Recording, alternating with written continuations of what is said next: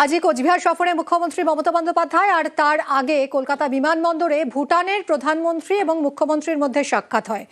সৌজন্য সাক্ষাৎ শেরিং তোবগের সঙ্গে।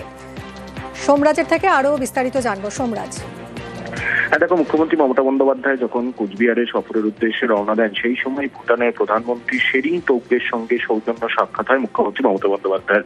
তোমাকে জানিয়ে রাখি, আজকে ভুটানের থেকে কলকাতার একটি বিমান পরিষেবার একটি রুট পরিষেবা আজ থেকে শুরু হয় এবং সেই পরিষেবারই উদ্বোধন করতে তিনি ভুটান থেকে কলকাতায় এসেছিলেন সেই বিমানে, এবং সেইখানেই মুখ্যমন্ত্রী মমতা বন্দ্যোপাধ্যায়ের সঙ্গে তার সাক্ষাৎ হয়। কলকাতা এয়ারপোর্টের লাউঞ্জে তার সঙ্গে সাক্ষাৎ হয়, সৌজন্য সাক্ষাৎ হয়। মুখ্যমন্ত্রী মমতা বন্দ্যোপাধ্যায় ভুটানের প্রধানমন্ত্রীকে কলকাতায় আমন্ত্রণ জানান এবং তিনি বলেন যে ভুটানের সঙ্গে দীর্ঘদিন এ রাজ্যের একটা সম্পর্ক রয়েছে, অর্থনৈতিক সম্পর্কের পাশাপাশি বাণিজ্যিক সম্পর্ক রয়েছে।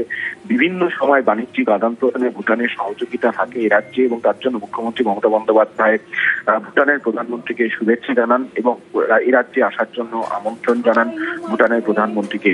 আজকেই যখন ভুটানের একটি রুটের বিমান পরিষেবা শুরু হয় কলকাতা থেকে, সেই রুটের পরিষেবার সূচনা করতেই কলকাতায় আসেন ভুটানের প্রধানমন্ত্রী এবং সেই সময় মুখ্যমন্ত্রী মমতা বন্দ্যোপাধ্যায়ের সঙ্গে সৌজন্য সাক্ষাৎ হয় বলেই সূত্রের খবর। ধন্যবাদ সোমরাজ।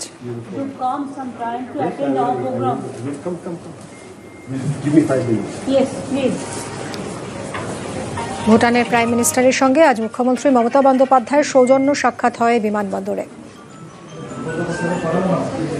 সৌজন্য সাক্ষাৎ শেরিং তোবগের সঙ্গে মমতা বন্দ্যোপাধ্যায়।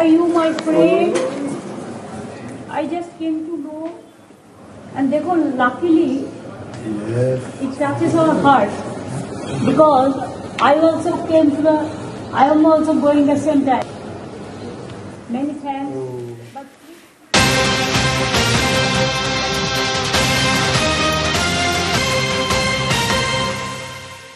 শান্তিপুরে আক্রান্ত সিপিআইএম কর্মীরা। সিপিআইএম এর প্রচার গাড়ি ভাঙচুরের অভিযোগ, দুষ্কৃতীদের বিরুদ্ধে হামলার অভিযোগ।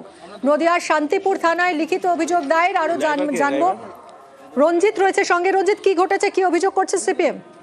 দেখো, গতকাল সারাদিনই প্রায় বাংলা ভাষা যাত্রার প্রচারে বেরিয়েছিল সিপিআইএম এর নেতৃত্বরা এবং তাদের কর্মী সমর্থকরা ছিল, এবং সন্ধ্যার দিকে তারা যখন হরিপুর অঞ্চলে, শান্তিপুর থানার হরিপুর অঞ্চলে পৌঁছায়, সেই সময় তাদের যে প্রচার গাড়ি, সেই প্রচার গাড়ির সামনে 5টি টোটো করে 5 জন আসেন এবং টোটোর মধ্যে আরো কয়েকজন ছিলেন।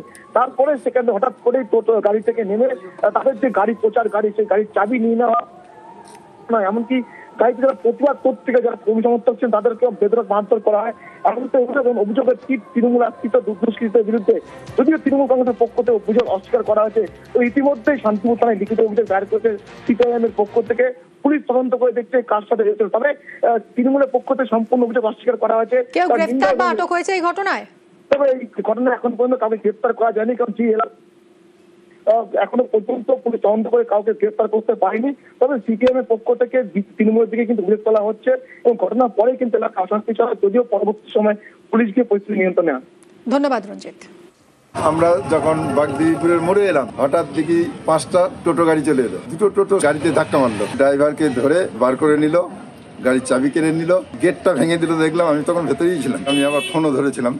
বলছি, ফোন করছিস, কাকে ফোন করছিস, এই বলে আমার ফোনটা কেড়ে নিতে গেল। আমি ফোন ছাড়িনি। এই যে যারা টোটো চালক মদ্যপ অবস্থায় ছিল, মদ্যপ অবস্থায় ছিল প্রত্যেকেই, আমরা অনুমান করছি তারা বিরোধী দলের লোক। যারা টোটো চালায় যে প্রত্যেকেই যে তৃণমূল করে, এটা ভাবনাটা ভুল। হয়তো দেখা গেল যে টোটোওয়ালাদের সঙ্গে ওই প্রচারের গাড়ির সঙ্গে যেটা ঝামেলা হয়েছে, দেখা গেল তার সঙ্গে অন্য কোনো বিবাদ থাকতে পারে, সেই রাগটা পুষে রেখে তারা মারধর করতে পারে। এটার সঙ্গে রাজনৈতিক কোনো সম্পর্ক নেই, এবং যারা করেছে তাদেরকে আমি ধিক্কার জানাই। মদ্যপ অবস্থায় এমনি টোটো চালানো বারণ, এটা আমাদের ইউনিয়নগতভাবে বলা আছে। তারপরেও এরা এটা যেটা করেছে, কারণ এর সঙ্গে তৃণমূলের কোনো সংযোগ থাকতে পারে না।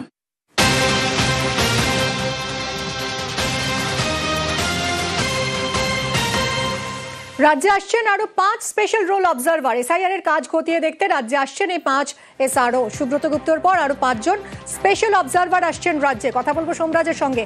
সোমরাজ, এদের এই আরো 5 জন যারা আসছেন তাদের কাজের ক্ষেত্র কোন কোন জেলায় হবে? দেখো, জাতীয় নির্বাচন কমিশনের তরফে যে নির্দেশিকা জারি করা হয়েছে সেখানে একটা বিষয় স্পষ্ট বলা হয়েছে, এই যে 5 স্পেশাল রোল অবজারভার আসছেন তারা মূলত রাজ্যের বিভিন্ন ডিভিশনের অধীনে কাজ করবেন, অর্থাৎ 5 স্পেশাল রোল অবজারকে 5টি ডিভিশনের দায়িত্ব দেওয়া হয়েছে। Presidency division, Malda division, Jalpaiguri division, Bardhaman division এবং মেদিনীপুর ডিভিশন। এই ডিভিশনে থেকে তারা বিভিন্ন জেলার এসআইআর কাজকর্মের উপর নজরদারি রাখবেন। তুমি জানো ইতিমধ্যে এনামুলেশন ফর্ম আপলোড এবং ডিজিটাইজেশন প্রক্রিয়া 11 তারিখ শেষ হয়ে যাচ্ছে। 15 তারিখ ড্রাফট রোল প্রকাশ করা হবে জাতীয় নির্বাচন কমিশনের তরফে। মূলত এই যে আরো 5 জন স্পেশাল রোল অবজারভারকে আনা হয়েছে, যারা কেন্দ্রীয় সরকারের বিভিন্ন দপ্তরে জয়েন্ট সেক্রেটারি পর্যায়ে কর্মরত রয়েছেন, তারা মূলত যখন ক্লেম ও অবজেকশন অর্থাৎ অভিযোগ এবং তার নিষ্পত্তির প্রক্রিয়া শুরু হবে, বিভিন্ন জায়গায় জায়গায় হিয়ারিং হবে, সেই কাজের ওপর নজরদারি রাখবেন এই স্পেশাল রোল অবজারভাররা। তোমাকে জানিয়ে রাখি, এই যে 5 জন আরো স্পেশাল রোল অবজারভার নিয়োগ করা হলো জাতীয় নির্বাচন কমিশনের তরফে, তারা কিন্তু এই 5টি ডিভিশনেই থাকবেন, থেকে গোটা কাজের ওপর নজরদারি রাখবেন। এবং সেই জন্য এই 5 জন সিনিয়র আইএস অফিসার দিল্লি যে দপ্তরগুলিতে কর্মরত রয়েছেন, সেই দপ্তরগুলিতে জানানো হয়েছে চিঠি দিয়ে যে আপাতত এ রাজ্যে থেকেই তারা কাজ পরিচালনা করবেন। একটা সাম্প্রতিক সময় নজিরবিহীন, এখনো পর্যন্ত এ রাজ্যে মোট 21 জনকে নিয়োগ করলো জাতীয় নির্বাচন কমিশন গোটা এসআইআর পর্বের কাজকর্মের নজরদারির জন্য, যার মধ্যে এ রাজ্যের অফিসার রয়েছেন 13 জন, আর ভিন রাজ্য তথা দিল্লির অফিসার রয়েছেন 8 জন। এর আগে বিহারে এসআইআর এ এরকম ভাবে জাতীয় নির্বাচন কমিশনের তরফে এত অফিসার নিয়োগ করা হয়নি বলেই মনে করছে প্রশাসনিক মহল। তুমি জানো আরো 11টি রাজ্যে এসআইআর চলছে, সেই রাজ্যগুলিতেও এত সংখ্যক অবজারভার নিয়োগ করা হয়নি। এ রাজ্যেই এখনো পর্যন্ত প্রায় 21 জন অবজারভার নিয়োগ করা হলো, যেখানে আজকে আরো 5 জন অবজারভারকে দায়িত্ব দেওয়া হলো। এবং যেটা সবচেয়ে গুরুত্বপূর্ণ, ডিভিশন ভিত্তিক সংশ্লিষ্ট অফিসারদের দায়িত্ব বন্টন করে দেওয়া হলো যে তারা এই ডিভিশনে থাকবেন। ডিভিশনে থেকে জেলা শাসক, ইলেকটোরাল রেজিস্ট্রেশন অফিসার, বিএলও এবং জেলা স্তরের যারা আধিকারিকরা রয়েছেন, যারা এই গোটা এসআইআর কাজকর্মগুলি করছেন, তাদের কাজের উপর নজরদারি রাখবেন এবং প্রয়োজন মনে করলে তারা জাতীয় নির্বাচন কমিশনকে তাদের রিপোর্ট সরাসরি পাঠাবেন। অর্থাৎ রাজ্যের মুখ্য নির্বাচনী আধিকারিকের দপ্তরে তারা রিপোর্ট পাঠাবেন না, তারা রিপোর্ট পাঠাবেন সরাসরি জাতীয় নির্বাচন কমিশনের কাছে। এবং তারা কোনোভাবে কোনো কাজের কোনো সার্টিফাই দেবেন না, অর্থাৎ কোনো কাজ কোন আধিকারিক কেমন কাজ করছেন তার কোনো বক্তব্য বা তার কোনো প্রশংসা, তিনি যদি ভালো কাজও করেন তারও কোনো প্রশংসা তিনি রাখবেন না। তিনি যদি মনে করেন কোনো আধিকারিক ভালো কাজ করছেন, সেই রিপোর্টও জাতীয় নির্বাচন কমিশনকে সরাসরি পাঠিয়ে দেবেন। এই 5 স্পেশাল রোল অবজারভারকে মূলত এই কারণেই এ রাজ্যে জানা হচ্ছে, এবং যারা 5টি ডিভিশনে থেকে 5টি ডিভিশনের অধীনে যে যে জেলাগুলি রয়েছেন, সেই জেলাগুলির কাজের উপর নজরদারি করবেন এবং সরাসরি তার রিপোর্ট জাতীয় নির্বাচন কমিশনকে পাঠাবেন। এখনো পর্যন্ত এসআইআর কাজের জন্য এ রাজ্যে মোট 21 জন অফিসারকে নিয়োগ করা হলো, যার মধ্যে 13 জন এ রাজ্যের, তার মধ্যে রয়েছেন 1 জন এ রাজ্যেরই অবসরপ্রাপ্ত অফিসার এবং বাকি 8 জন ভিন রাজ্য তথা দিল্লির অফিসার। ধন্যবাদ সৌমেশ। প্রায় 6 মাস পর ঘরে ফিরেছেন অন্তঃসত্ত্বা সোনালী খাতুন। এখনো বাংলাদেশে তার স্বামী দানিশ শেখ, প্রতিবেশী সুইটি বিবি এবং তার 2 ছেলেও বাংলাদেশে। এই 4 জন কবে বাড়ি ফিরবেন, বীরভূমে উৎকণ্ঠায় পরিজনেরা।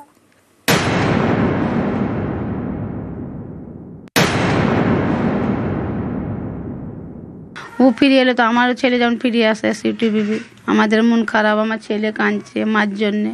চলে আসে সুইটি বিবি, ছেলে সোনালীরা চলে এসছে, আমার ছেলে কেন আসবে। হ্যাঁ, আমার জন্ম এখানে, আমার সুইটিরও জন্ম এখানে। যখন জেল থেকে ছুটাই ওই তখনই আমার মেয়ের সাথে কথা বলেছি, আর আমি কথা বলতে পারি না। বীরভূমের পাইকরের সোনালী খাতুন প্রায় 6 মাস পর বাংলাদেশ থেকে ভারতে ফিরেছেন।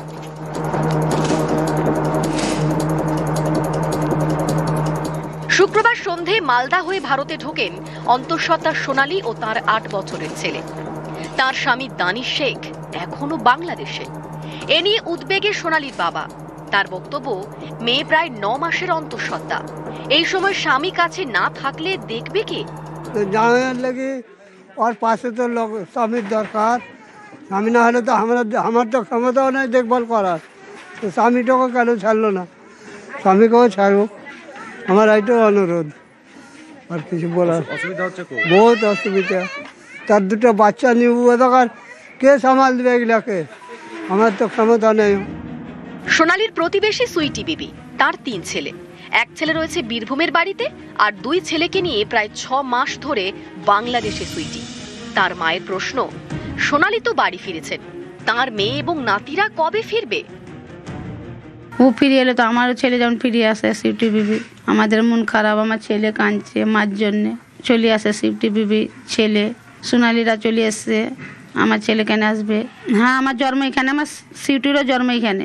যখন জেল থেকে ছুটাই ওই তখনই আমার মেয়ের সাথে কথা বলেছি, আর আমি কথা বলতে পারি না। বিনা অপরাধে একজন ভারতীয় নাগরিককে কিন্তু তার দেশ থেকে বিতাড়ন করা হলো। সেই সঙ্গে তার যে বাচ্চা, সে কিন্তু শিক্ষা থেকে কিন্তু তার কিছুদিন হলেও সে বিরত হলো, এবং একটা ট্রমার ভেতর দিয়ে ওরা কিন্তু চলছে আজকে। মুরারইয়ের 2 নম্বর ব্লকের পাইকর এখানকার বাসিন্দা সোনালী খাতুন, তার স্বামী দানিশ শেখ, প্রতিবেশী সুইটি দিদি, সকলেই দিল্লির রোহিণীতে পরিযায়ী শ্রমিকের কাজ করতেন। সেখানে বাংলা বলায় বাংলাদেশের সন্দেহে দিল্লি পুলিশ তাদের আটক করে। অভিযোগ, 26শে জুন সোনালী তার ছেলে ও স্বামী সহ 6 জনকে জোর করে পাঠিয়ে দেওয়া হয় বাংলাদেশে। 1 ডিসেম্বর বাংলাদেশের আদালত জামিন দেয় সোনালীদের। সেদিনই জেল থেকে মুক্তি পান।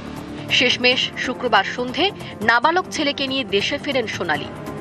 সোনালীর স্বামী দানিশ, প্রতিবেশী সুইটি এবং তার নাবালক 2 ছেলে এখনো বাংলাদেশে। বীরভূম থেকে অক্ষয় ধীবর, নিউজ 18 বাংলা।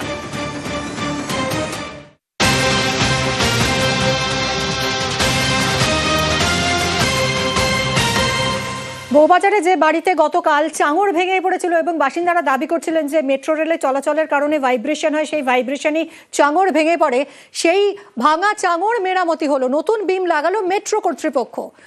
কথা বলবো, সঙ্গে রয়েছে সুদীপ্ত। সুদীপ্ত, আজই চাঙড় মেরামতি হলো, কি বলছে মেট্রো কর্তৃপক্ষ আর কি বা বলছেন বাড়ির বাসিন্দারা? দেখো, যে চাঙড় ভেঙে পড়েছিল মদন